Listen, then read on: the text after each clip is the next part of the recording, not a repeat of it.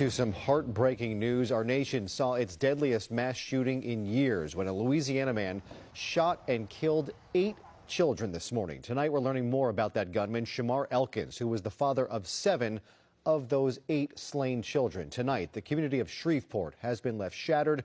The children, 3 boys and 5 girls, ranging in age from 3 to 11. Police say the crime scene spans 2 houses. It ended when officers opened fire on the gunman during a police chase. Eyewitness News reporter Tim Pulliam is live now with new details tonight. Tim? Liz, Jory, we now know the names of the 8 kids shot and killed, and we're also learning that the shooter had ties to the military and was known to police. This is a Facebook image of the Louisiana man law enforcement believe is a cold-blooded killer. Shreveport police identifying him as Shamar Elkins, the alleged gunman who shot and killed 8 kids. At least 7 of them were his own flesh and blood. The coroner released their names, a total of 7 siblings and a cousin ranging in age from 3 to 11, Jayla, Shayla, Kayla, Layla, Markaden, Soraya, Kedarian, and Braylon. Neighbors mourn their deaths at the crime scene. This is not a freaking joke. This is real, and this is the result when someone snaps. Police are still trying to determine what motivated the shooting. The attack began before sunrise when police say the suspect shot a woman at one home and then drove to another house to unleash more violence. The gray house is the house in which 7 children were located inside that were deceased. There was an additional deceased child that looked like he had tried to escape the residence out the back on the roof. Officers say a second woman was shot and is believed to be the mother of the suspect's children. Both women are now in the hospital in critical condition. Officers fired at the suspect during a chase after he carjacked the vehicle at gunpoint. ABC News reporting the 31-year-old joined the Louisiana National Guard in 2013 and served 7 years without being deployed. The shooting took place in House Speaker Mike Johnson's district. He offered thoughts and prayers to the family. The shooting impacting people beyond Louisiana. The mayor of Shreveport highlighting that in his statement that reads in part, "Tragedy like this does not belong to one family alone. It belongs to all of us. Today, our community is grieving the unimaginable loss of innocent children. There are no words that can make sense of it and no distance that shields us from it." Take out this evil out of our nation, out of our parish, out of our city, out of our lives, God. We know mental illness is real, God. This attack considered one of the deadliest mass shootings in Louisiana. The community asking for prayers. This community needs you. I need you. Because how do we get through this? According to the FBI, domestic violence crimes are up. Between 2020 and 2024, law enforcement reported more than 11,000 domestic violence murder victims. In this case, investigators are still trying to figure out what led up to this shooting. Tim Pulliam, ABC 7. Eyewitness News. Tim, thank you. If you or someone you know needs help in regards to domestic violence, there are resources available. You can call 1-800-799-SAFE or text the word START to 88788. Help is available 24/7 and in multiple languages. 8 children were probably asleep in this house in Shreveport, Louisiana this morning, and now they are all dead. And police say it was the father of at least 7 of the 8 who came into the house this morning, started shooting, and killed all of them. The window that you see up there on the side of the house, police were telling me that a couple of the children tried to escape through that window, and one of them did, got out the window, jumped down, ran to a neighbor's house down on the street, called police to get here to the scene. And then when police got here, they found the 8 children deceased. They found one woman had been shot as well. In fact, one of the other children had also tried to escape out that window, did not make it, and police said they found that child on the roof. Police identified the man responsible for the shooting as Shamar Elkins. They said after he shot here, he ran down the street, he carjacked someone, he drove east. Police officers pursued him. They said that he produced a handgun, and officers shot and killed him right there. They're still investigating tonight. Although that they have run into him once in the past, there is nothing in his criminal history, they tell me, at least right now, that explains any of this. I talked to neighbors across the street who said they had just waved at him, Elkins, here in the yard just yesterday, and there were no signs of anything wrong. But tonight, 8 children are dead, 2 women in the hospital, and this entire community still trying to come up with some explanation for this. The parents of 31-year-old Shamar Elkins told the New York Times that he was under significant stress because his wife, Shaniqua Pugh, had filed for a divorce from him, and he had been dealing with suicidal thoughts as a result of it. Around Easter, Shamar called his mother, Michaela Elkins, and his stepfather, Marcus Jackson. He was crying, and he told them that he wanted to end his life. Jackson said that he tried to encourage him, saying, quote, "You can beat that stuff, man. I don't care what you're going through. You can beat it." Shamar responded and said, "Some people don't come back from their demons." Shamar and Shaniqua had been together for a decade prior to getting married in 2024. His mother is saying that she does not know why Shaniqua wanted to end the marriage, but she did admit that he had been acting differently. The last time that she saw her son was a weekend before the incident when his family came over for dinner, and the mom says that nothing seemed unusual about his behavior. Now, the mother also shared that she had him as a teenager while struggling with an addiction. Shamar was raised by a family friend, and they had only reconnected about 10 years ago, and she said that they're not even close. She said that her and her husband, that they were still uneasy about him, and so they would text him to check on him, and he would respond, "We're okay." She said that she checked on him a few days prior to the incident. She asked him how him and the children were doing, and he said okay. She then responded back, sending her love to him and the children, and he never responded back. Shamar then carried out one of the most tragic massacres in recent U.S. history. He unalived 7 of his own children and a nephew, execution style. In total, 10 people were pew-pewed. Pugh and another woman survived the incident, and they are in the hospital in critical condition. One child survived the incident. He was able to get onto the roof. Luckily, he was able to seek coverage, and he got away from Elkins. He told the authorities that Pugh and Elkins had been arguing before the incident, but it's not clear as to what they were arguing about. Shamar Elkins and Shaniqua Pugh, they shared 4 daughters together. He also had 3 other children with another woman that lived nearby. That woman was also shot, but she's in the hospital and she's expected to survive. Shaniqua Pugh was fired at several times, including the head and the stomach. It's been reported that she underwent surgery late Sunday night.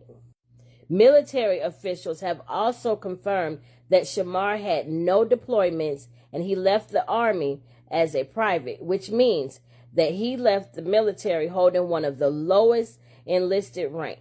This is due to not receiving any promotions and or disciplinary, medical, or personal issues. So him possibly suffering from PTSD is not a possibility. He was never deployed. Our court records, they also show that Shamar had a prior criminal case in 2019 after police say that he fired multiple shots near a Shreveport high school. He was charged with illegal use of a weapon and possession of a firearm near a school. He served 30 days in jail, and then he was on probation for 18 months after that.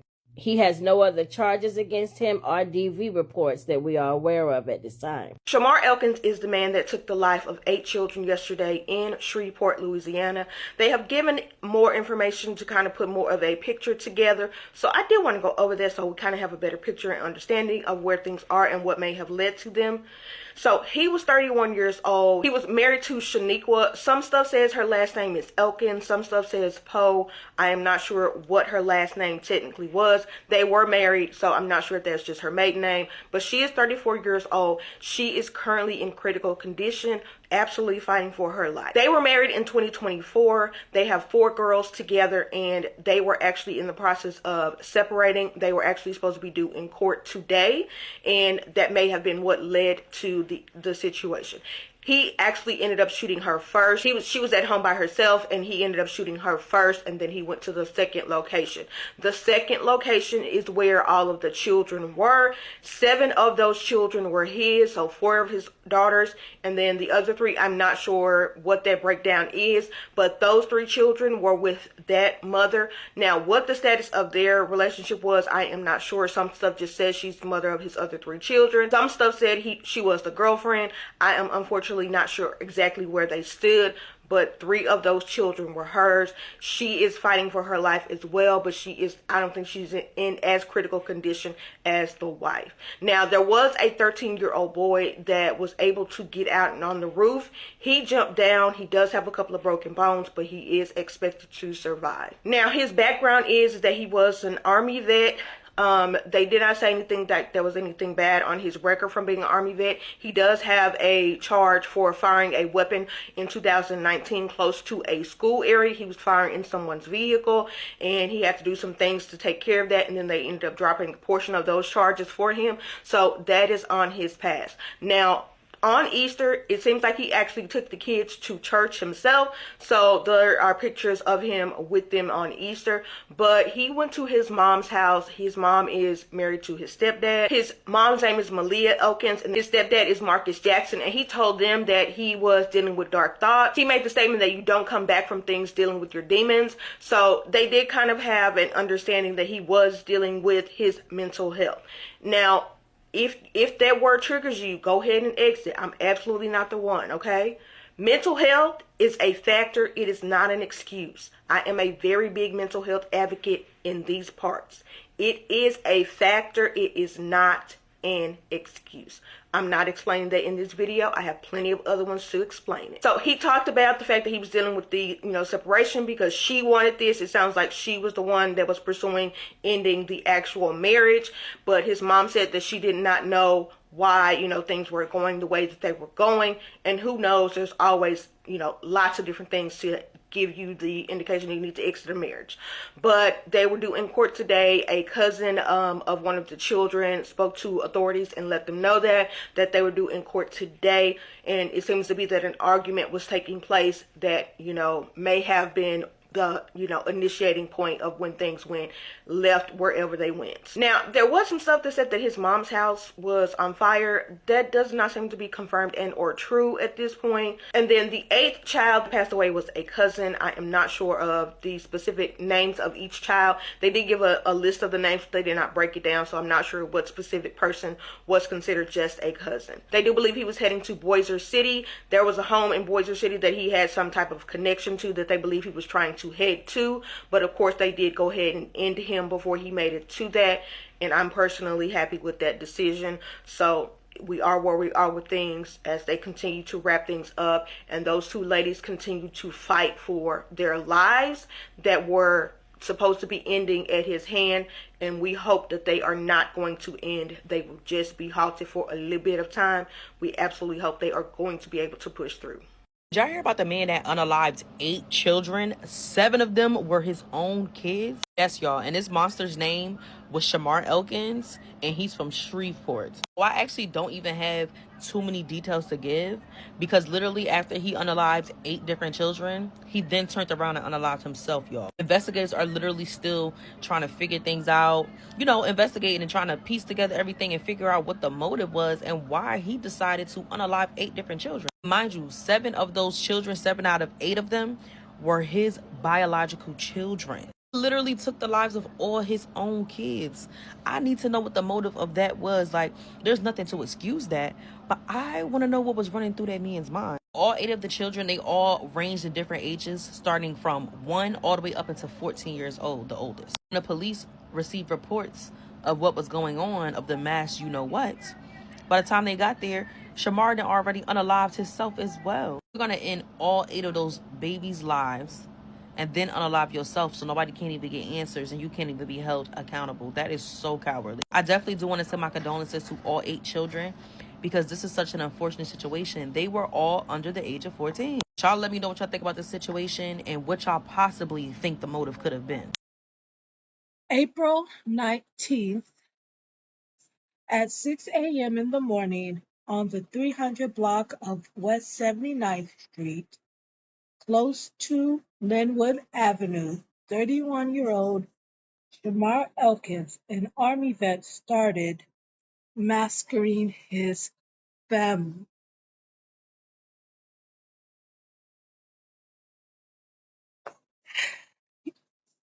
So, after he shot his wife, he went to another home to pow his children. So the children are from the ages of 3 to 11. And their names are Jayla Elkins, 3. Shayla Elkins, 5. Kayla Pug, 6. Layla Pug, 7. Markadon Pug, 10. Shara Snow, 11. Kadron Snow, 6. And Bear and Brylan Snow, 5. They were all shot. Okay, after he went on a rampage. So his rampage reports say 3 locations, and one report said it spread across 4. So I'm guessing, the wife's house, and then where the kids were, and then the other baby mama's house. And then after he did all that, he carjacked another car, and then that's when the police fired on him. A lot of reports are saying he killed a cousin, but from what I read, none of them mentioned a cousin, but they did say that 7 of them were his, except the one. And so on Facebook, he has a picture of him and his children on Easter Sunday. He took them to church for the first time by himself. Okay, that was April 5th. So in a Facebook post, he wrote, "Happy Easter. Had a wonderful time at church for the first time with all my kids. What a blessed day." In another Facebook post, he said, "Dear God, today I ask you to help me guard my mind and my emotions. That was when negativity arises, remind me to say it does not belong to me in the name of Jesus." So that was posted April 19th. I mean, no, that's posted April 9th. 10 days before this happened. Okay, and then he called his parents one day, and Shamar told his parents that he was drowning in dark thoughts and wanted to end his life. And his wife wanted a divorce. His stepfather told him, you can beat that stuff, man. I don't care what you're going through. You can beat it." That was his stepfather Marcus said. And then Marcus said this, I remember him telling me some people don't come back from their demons. So this must have been really weighing on him, because the mother doesn't know why the wife would want a divorce from him, but she did admit that he was acting very, very strange. But when they went to dinner a few days before this, she said she was acting normal.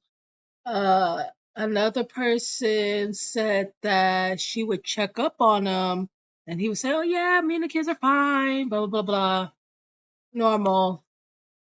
And then he said somebody saw him yesterday and they waved at him. He seemed normal, right? Like nothing out of the ordinary. So back in 2019, Shamari was shooting at a car in front of a school. Yeah, and he got a weapons charge. He got probation, and he served probation for 18 months, and some of the charges got dropped. But this is a really sad story, to say the least, that no kids should have died. But hell, what do I know? I'm just a talking head. So let me get this straight. That 31-year-old man, Shamar Elkins, unalived those 8 children that had different baby mamas because Monday morning he was going to have to show up to discuss how much he was going to have to pay for child support in court. And not only that, the wife was already in the process of divorcing him. See, it's amazing to me how men go through mental breakdowns when it's time to pay child support. Men say they are so stressed out and have so much on them. Is it the fact that a lot of you men, not all, but majority of you men marry women that you can't handle, that you buy? You understand me? Is it the fact that you are pressured so much to the point of trying to trap some women with children, and then at the end of the day when your trap does not work and that woman ready to move on, now it's a mental breakdown? Is it the fact that you started out buying this woman and then you can't keep up with her high expectations and stuff, and she always wants more and more, and then you say it's the woman's fault? Now, a lot of times it's the man's fault. You pick the wrong women to marry. The women don't love you anyway, and then when it's time for them to bounce because they tired of you, they done found something better out there, then you want to unalive them. Most time I hear men just upset and they got so much on their shoulders, and I was like, what's so hard about being a husband, being good to your wife, and raising your children? What's so hard about that? I tell you what's hard about it. It's hard on a man when you marry the wrong woman. That's right. When you marry a woman for the way she looks, and you know off the top of your head she don't want you, then it comes the issue, is a problem. Because one thing about a woman, if she doesn't really love you and you are buying her, you can never afford that ticket. It's always going to be more and more and more. And then the man gets upset because this thing called cheating comes into play. She don't want you for real because now she done found somebody else that can spend more money on her. It's not all women, but a lot of women marry you men for your money. And when you find out what time it is, and now you stressed out, you at work killing yourself, working overtime, doubles and triples and stuff like that, wore out driving a regular car so your wife can drive a Benz and live on the stretch of your back, then it's a mental breakdown because now she got everything she wanted. I done got a few kids from you, now I can get your child support. You understand me? Now when it's time for us to go to court, you got a mental breakdown, you gonna take me out. Or vice versa. You got a wife that's an average woman, she loves you to death, but you choose to mistreat her. Once you mistreat her, she tired of you mistreating her, she wants to leave you. Now you want to unalive her because you want the good wife at home, but you want to tramp out in the street. Let's talk about it, y'all. Let's talk about the real reason men are so stressed out and have mental breakdowns when it's time to pay that child support. Hug your kids a little tighter tonight. This picture here was taken on Easter, and look what he done now. Folks, we may never know what made this man unalive his kids and his sister's kid. And his sister's kid. Folks, what would go through a man's mind to do this to his own children? I'll never, ever, ever understand this. Folks, we have to do something about mental health in this country. And I don't know what it is. We have to force people to get treatment. We have to do something. Because when somebody is not taking care of their mental health, it affects all of us. It affects every one of us. Look how it affected these children. Look how it affected these children.